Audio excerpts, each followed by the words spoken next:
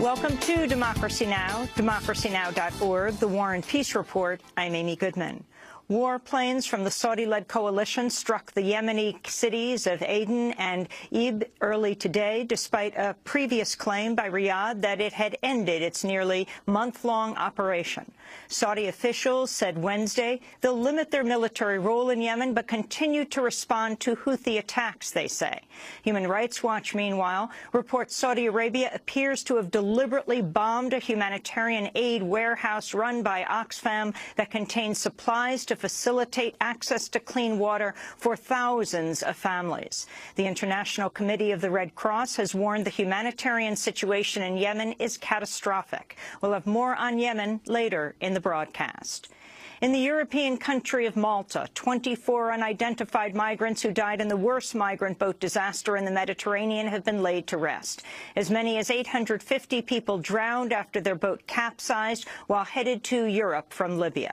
In Britain, protesters climbed into body bags and laid on a beach to protest the migrant deaths. Carla McLaren of Amnesty International said European leaders need to take stronger action.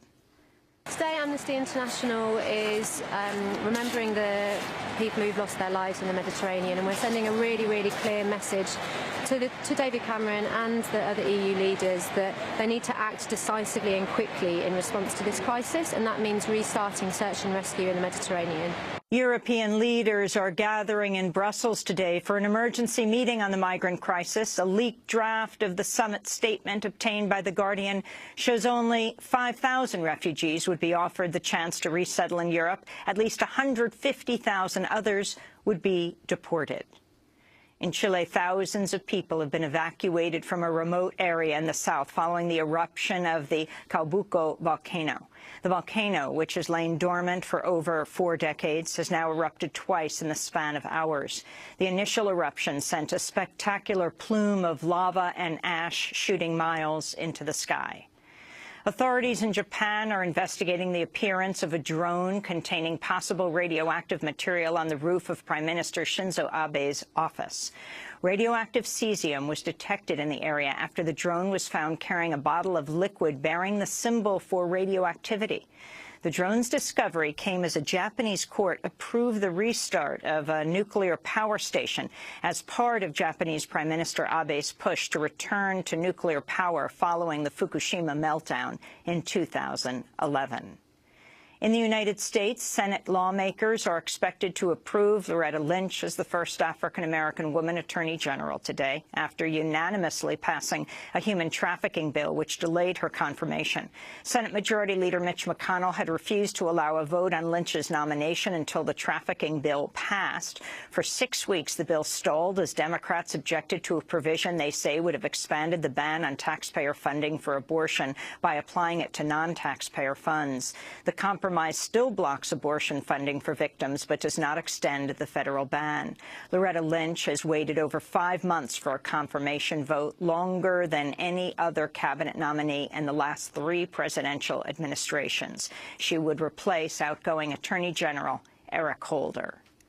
Federal regulators appear poised to derail a planned merger between the nation's 2 largest cable providers, Time Warner and Comcast. The Wall Street Journal reports FCC staff have thrown up a significant roadblock to the deal by recommending a procedural move to place it in the hands of an administrative law judge.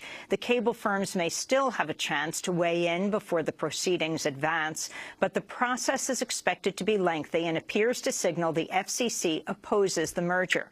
If it was allowed, the takeover would grant Comcast a virtual monopoly in 19 of the country's 20 top media markets. A Senate panel has passed a bill to grant President Obama authority to rush the Trans-Pacific Partnership trade deal through Congress.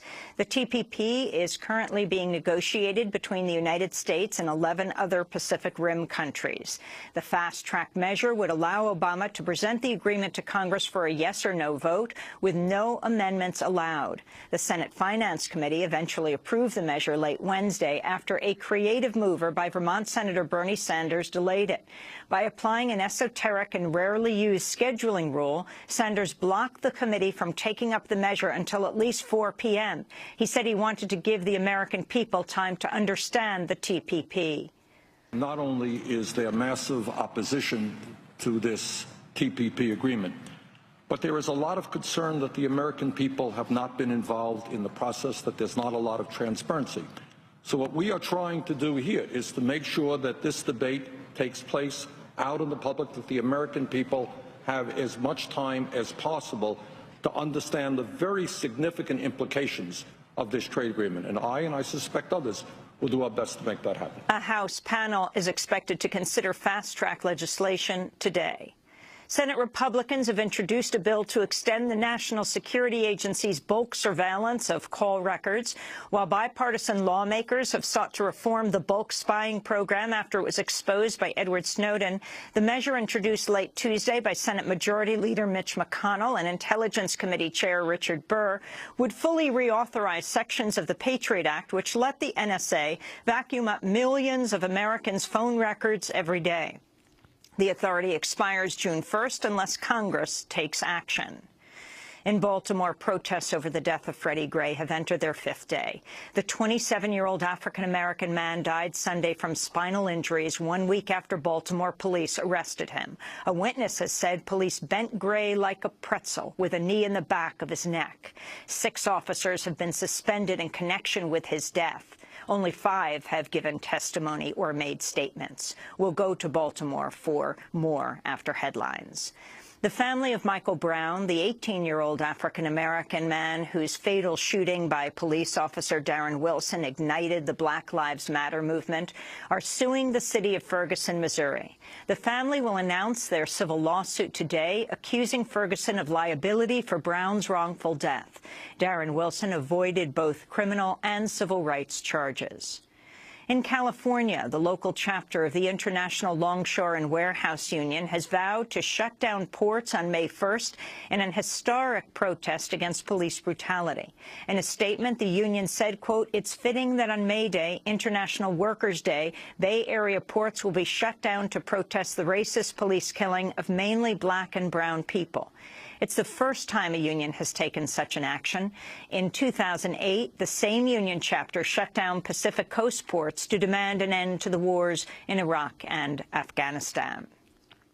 A deputy U.S. Marshal is facing an investigation after he was caught on video smashing the cell phone of a woman who was trying to film police activity. A bystander's video from the incident Sunday in Southgate, California, shows the marshal grabbing the cell phone out of Beatriz Paez's hand as she tries to film, then throwing it to the ground and kicking it. Paez displayed her smashed phone as she spoke to local ABC 7 News. He threw everything on the ground and smashed it with his foot. He stomped on it, and he kicked it.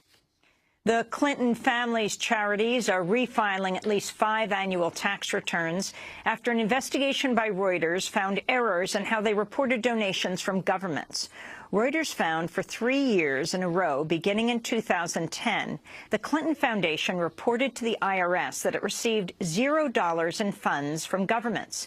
But several foreign governments actually continued to donate tens of millions of dollars to the foundation. Meanwhile, another report has raised questions about the Clinton Foundation's connection to the Russian takeover of a Canadian uranium mining firm. According to a New York Times report based in part on a forthcoming book called Clinton Cash by Peter Schweitzer, the State Department, then led by Hillary Clinton, gave its approval to a deal which granted the Russians control of 1/5 of uranium production capacity in the United States. Amidst the takeover by the company, which became known as Uranium One, the Clinton Foundation received donations of over $2 million from the firm's chairman. A federal judge has approved a settlement to compensate National Football League players who suffer the impacts of repeated head injuries. The NFL estimates nearly a third of its players will suffer long-term cognitive problems like Alzheimer's. After 5,000 players sued the league, the NFL has agreed to pay up to $5 million to players who develop certain crippling neurological diseases. Critics say the settlement will exclude people whose conditions are not specifically covered. About 200 players have opted out. In South Carolina, a transgender teenager has won the right to wear makeup in her driver's license photo after suing the state's Department of Motor Vehicles. Chase Culpepper said DMV employees forced her to remove her makeup to, quote, look male for her initial picture. Under the terms of a settlement, the DMV will allow people to be photographed however they typically appear. Culpepper called the settlement a major victory for transgender rights. I'm thrilled to be standing before you announcing this historic settlement with the South Carolina DMV. From day one, all that I wanted was to get a driver's license that looks like me. And now that I can finally have my photo taken with makeup, my new license will reflect that. I brought this case because what happened to me was wrong. It was hurtful to be singled out for being transgender. Louisiana Governor Bobby Jindal has vowed to fight for the passage of a law that critics say would allow discrimination against LGBT people by preventing the state from punishing companies based on their religious views of marriage. In an op-ed in the New York Times, Governor Jindal, who is expected to seek the Republican presidential nomination, condemned Indiana and Arkansas for caving to protests from businesses and softening their own so-called religious freedom measures. IBM has already opposed Louisiana's Marriage and Conscience Act. Governor Jindal wrote, companies are, quote, free to voice their opinions, but they will not deter me, he said. And here in New York, an environmentalist marked Earth Day Wednesday by swimming the Gowanus Canal, one of the most polluted waterways in North America. The Environmental Protection Agency has declared the canal a Superfund site, saying years of runoff, sewer outflows, and discharge from industrial plants left it roiling with heavy metals, coal tar wastes, and other contaminants. Christopher Swain spent nearly an hour swimming in the canal wearing a protective suit. He said his goal is to accelerate efforts to clean up the Gowanus Canal. This is a no-joke, big, difficult cleanup. So what I'm here to say is, even though it's discouraging and even though it's difficult, let's find the courage to do it anyway, whatever it takes. I'm also saying let's define cleanup differently. Let's not clean it up part of the way. Let's not make it sort of not bad. Let's make it sparkle. Let's make it a diamond. Let's make it a jewel. Let's make the standard of clean safe enough to swim in every day. And those are some of the headlines. This is Democracy Now!, democracynow.org, The War and Peace Report. I'm Amy Goodman. And I'm Narmeen Sheikh. Welcome to our listeners and viewers around the country and around the world.